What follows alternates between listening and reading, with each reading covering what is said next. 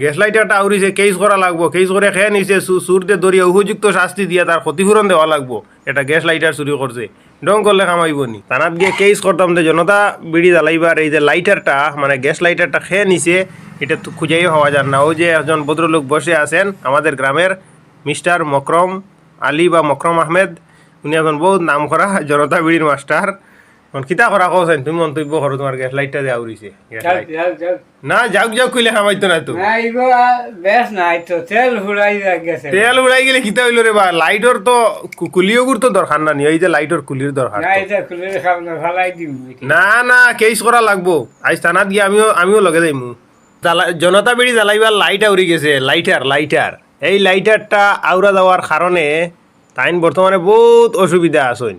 বর্তমানে ওই যে বুঝা জনতা খাইতে হইলে লাইট আউরি গেছে, আমরা মনে মনে কই আর একটা কেস করে দিতাম থানাত গিয়ে কেস করতাম যে জনতা বিড়ি জ্বালাই